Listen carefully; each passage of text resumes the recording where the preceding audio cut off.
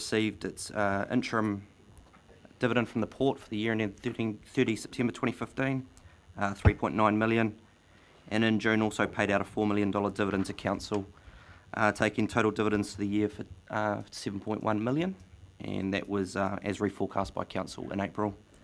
From the RWS perspective, things have been in a little bit of a holding pattern because of the consents.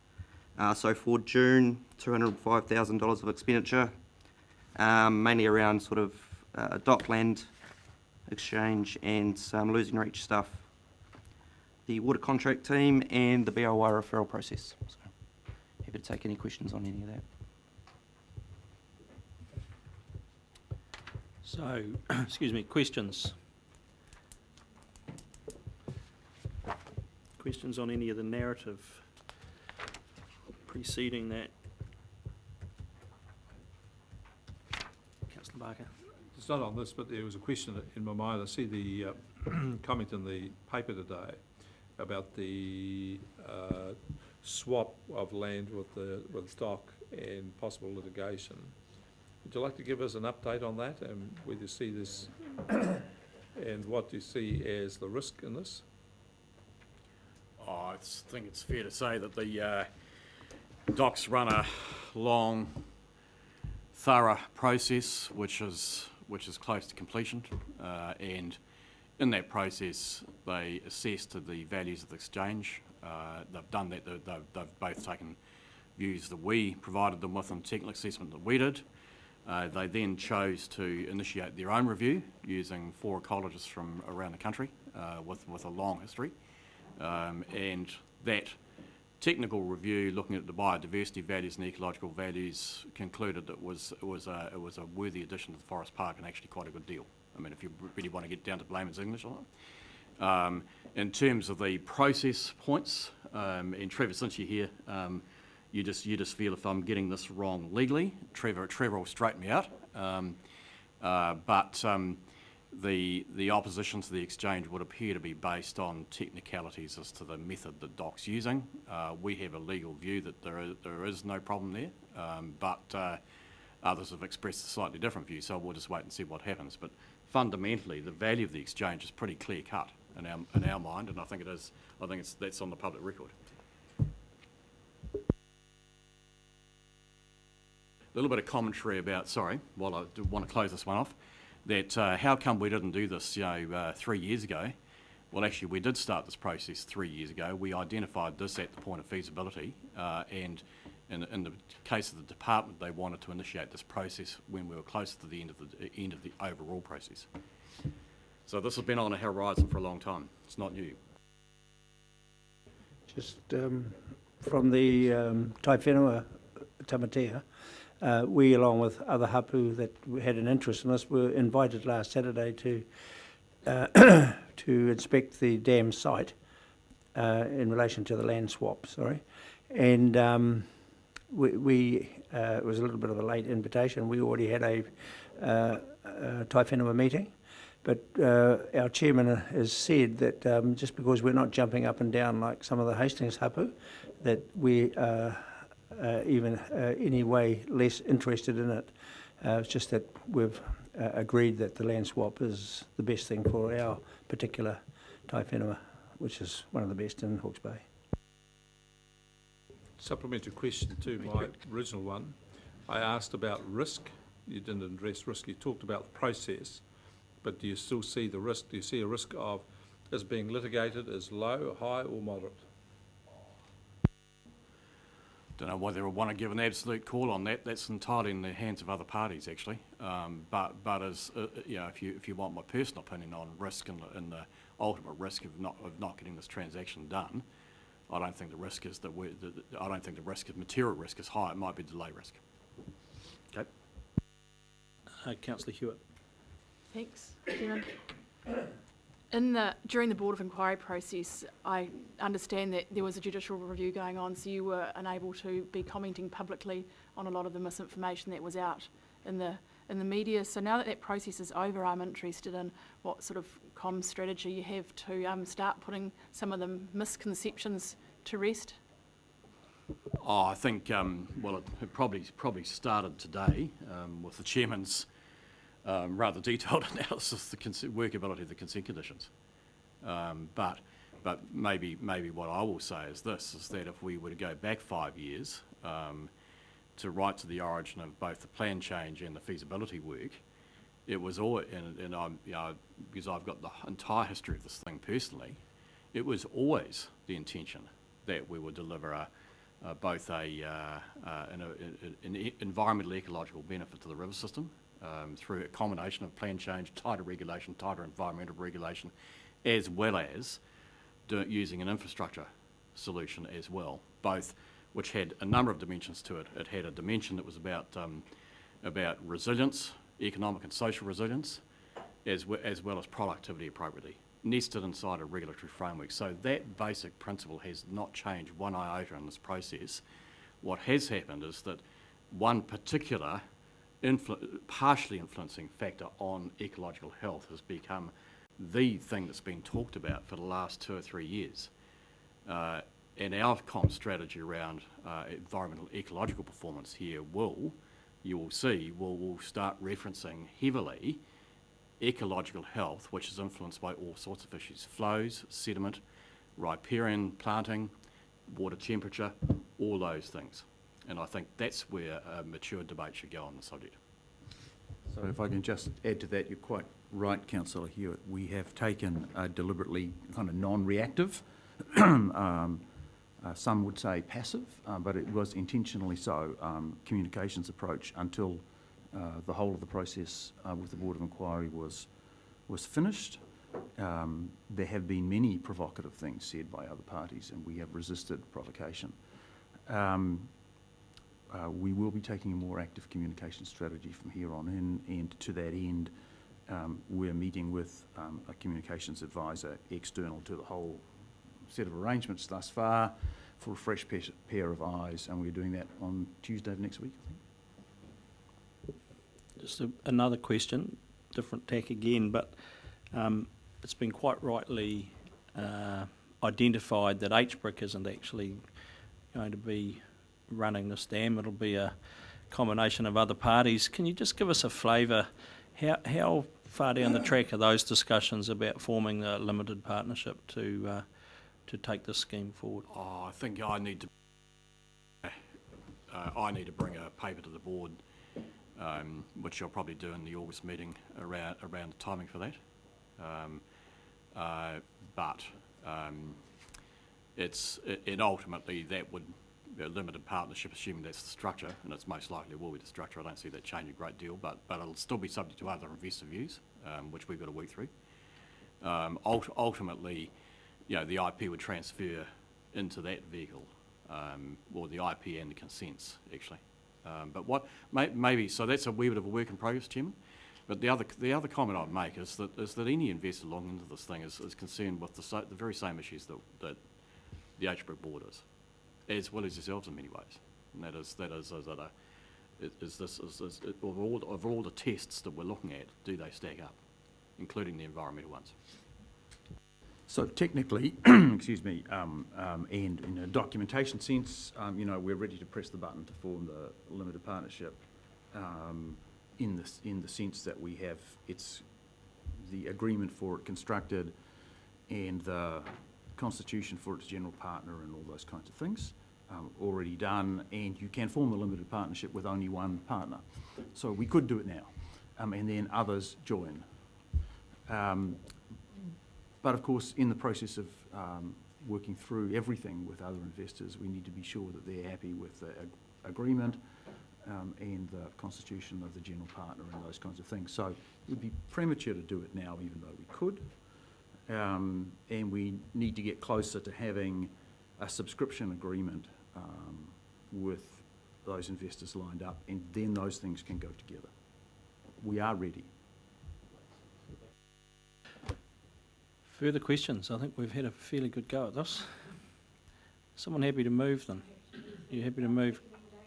Councillor Scott, take us back to that. Which page is that? Yes, page 41, 42. Seconder for that?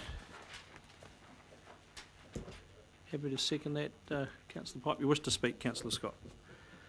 Mr Chairman, this has been quite a major part of this meeting, traversing this, and frankly, I feel that we have got to the stage where another milestone is being ticked off, and I think that's a very good, it sets a bit of a time limit around what's coming, and I feel that we are moving now out of the waiting pattern into the active pattern again.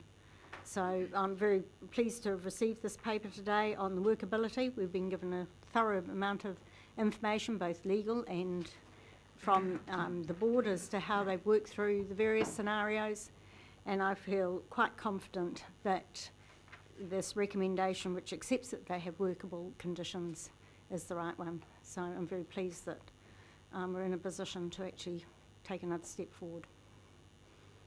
Thank you. Councillor Pipe.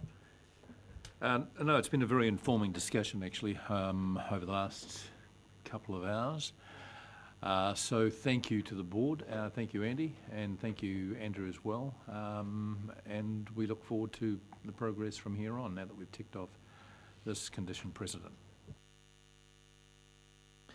Councillor Hewitt. Thank you, gentlemen, and also please pass on thanks to the full board, HBRIC Board of Directors. This is quite a milestone moment in terms of the progress of the project, and I note it's been 2 years and 1 month during the consenting phase. If we hadn't have gone through the process that has been executed by the investment company, it could have taken 5 to 8 years. So in terms of providing resilience to our community, I commend you. I'm very pleased to see this up on the agenda today, and I look forward to ongoing progress with anticipation. Thank you. Other speakers? I've got a Councillor question. It's a procedural question. Is it possible to split the recs? Because I have a little bit of concern about Rec 3. Not that and it's for procedural reasons. Sure, I can take 1 and 2 and then 3 if that helps. And I just want to explain this so we're clear about this. I was of the impression that when we're going through this process, we'd get to a certain point and the HBRIC board would come back to us with a recommendation on all 4 conditions precedent. They would come back and say the 4 conditions precedent have been met. We're now doing them piecemeal, and that sort of concerns me about the change of process here. Sorry?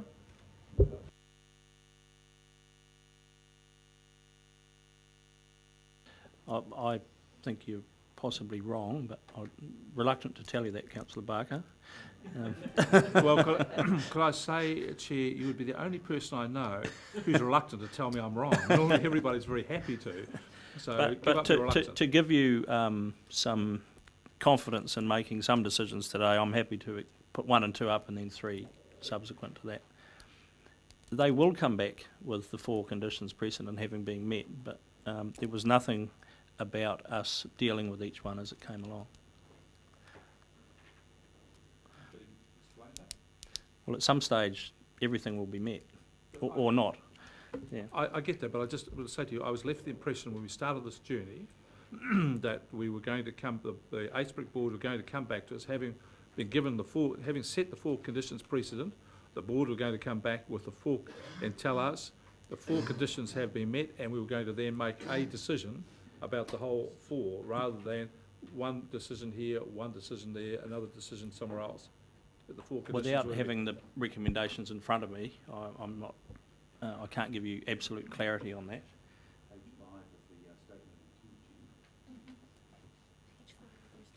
Sure.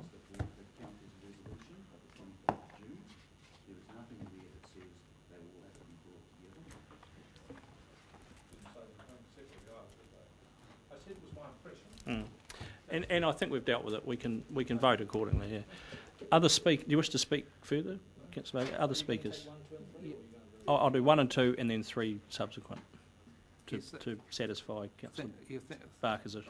Thank you for that, Chair.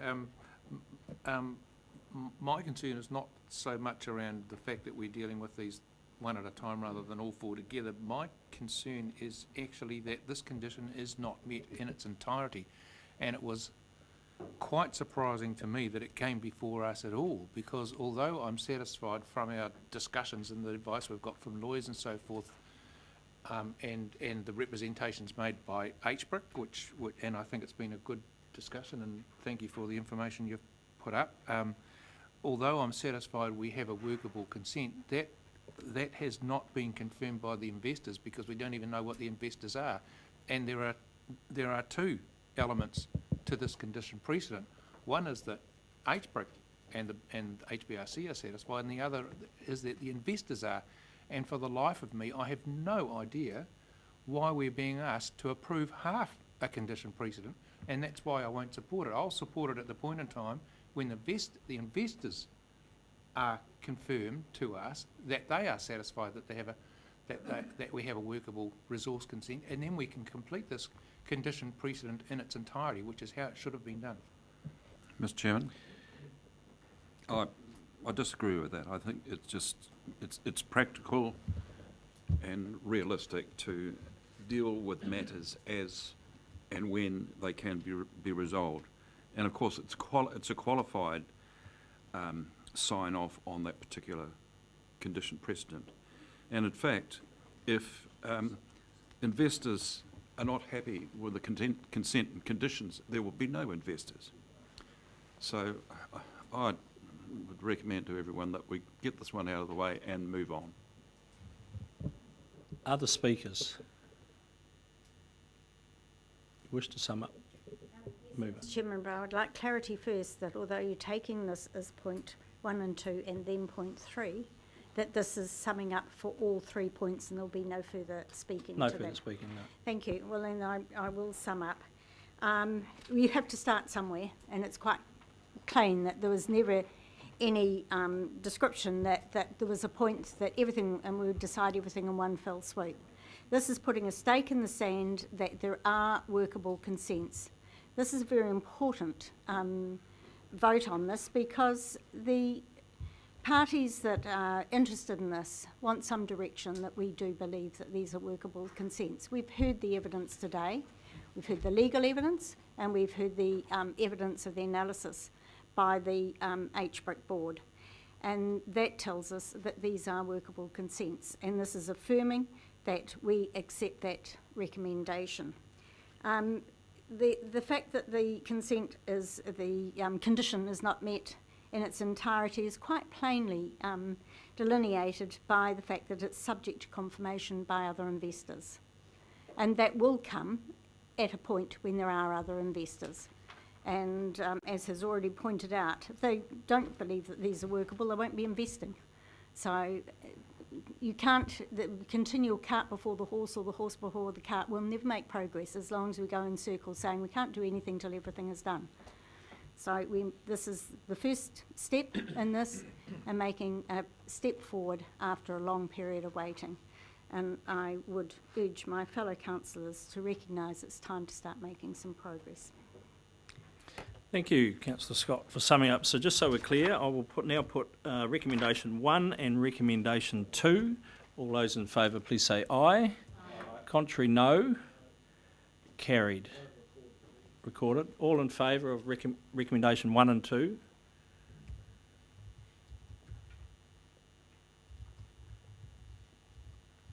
You all good? Okay. And oh, yeah, and obviously now recommendation 3. All in. Yeah, no, we got that.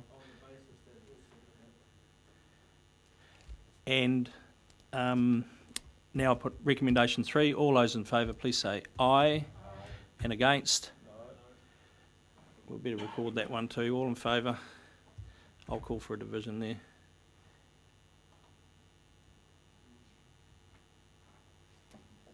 You all good? And against? And that too is carried. Thank you, gentlemen. Stick around, Dr. Pearce. We'll now deal with the valuation.